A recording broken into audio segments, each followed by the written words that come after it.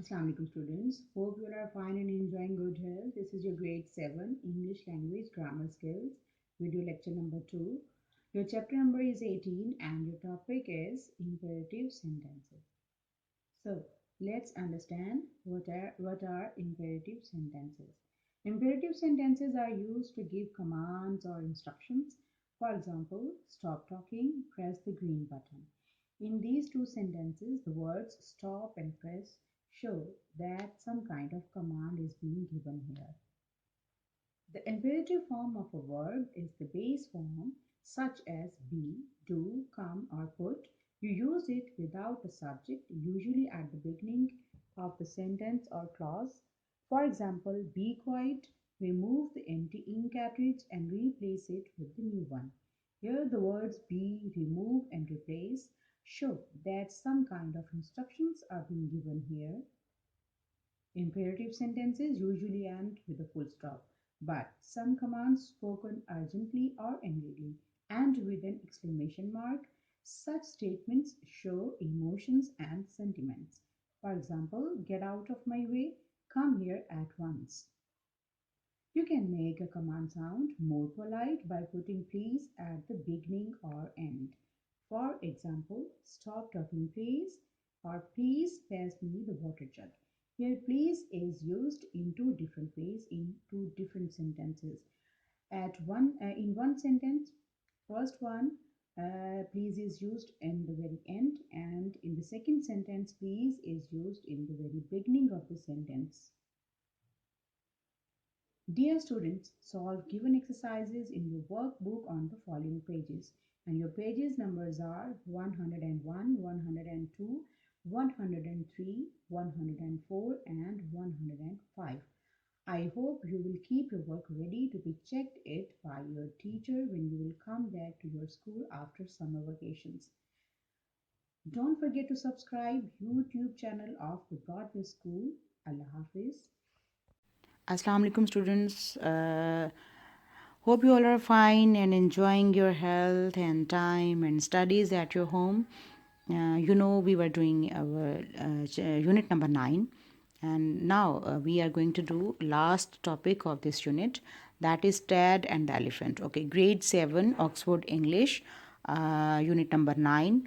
Your page number is 167 and the topic is Tad and the Elephant.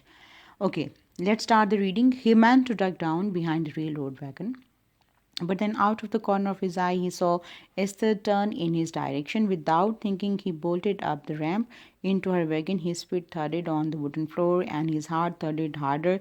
Desperate for cover, he squeezed in among the hay bales at the far end, uh, pulling them round to hide him.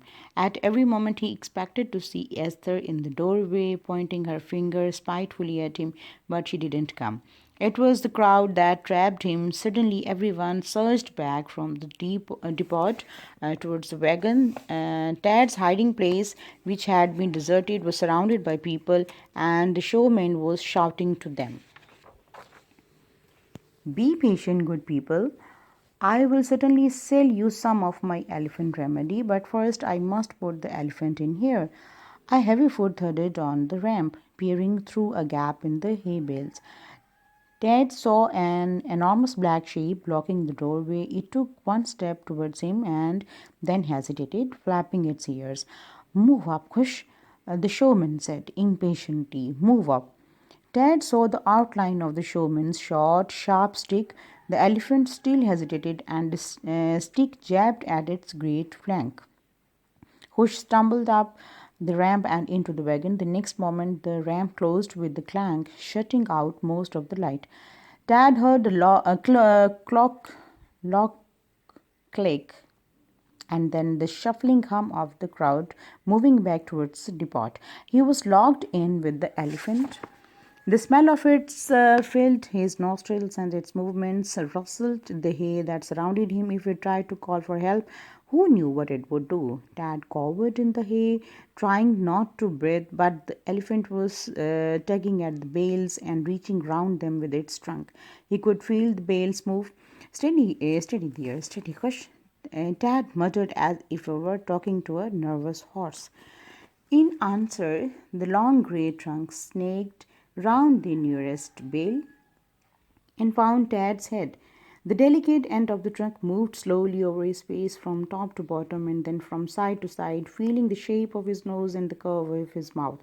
It was damp and gentle, gentler than any human hand Tad could remember. It brushed his closed eyelids, and a strange rumbling came from the elephant, low and soothing, like the purring of a contented cat. Tad kept absolutely still, barely breathing. A second later, Kush turned away and began to pull at the haze, stuffing it into his mouth and reaching for more. He was like a huge wall between Tad and the door, immovable until the showman came back. Perhaps it was best to wait for that. Tad settled himself in his corner and let his eyes grow accustomed to the darkness, but the showman was a long time. The hum of voices round the depot went on, and the air inside the wagon grew hotter as the sun got up. Slowly, lulled by the elephant's steady chewing, Tad let his eyelids close. By the time the showman returned, Tad was fast asleep, curled up in the hay. No noise from the door woke him because he didn't open it. He simply called to the elephant, "Steady, dear Kush. We are on our way now. Steady, boy." It was the crash of the metal that worked at as the wagon was coupled on to the freight train, and by then it was too late.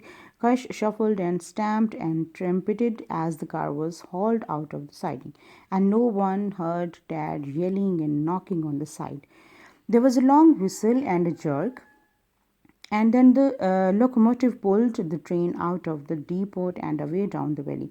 After 15 years of being watched and picked on and pointed at, Dad slid out of his hometown so secretly that no one except an elephant knew he had gone. Okay, this was your reading comprehension, and now I would give you some meanings.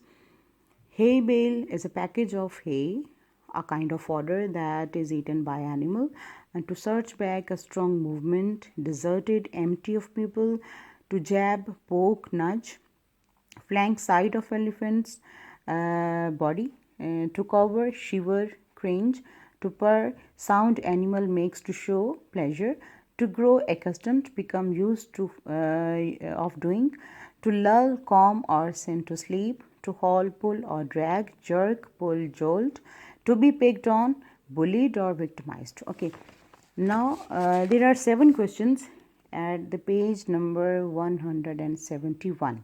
Okay, question number 1 is, why did Dad change his mind about hiding behind the wagon?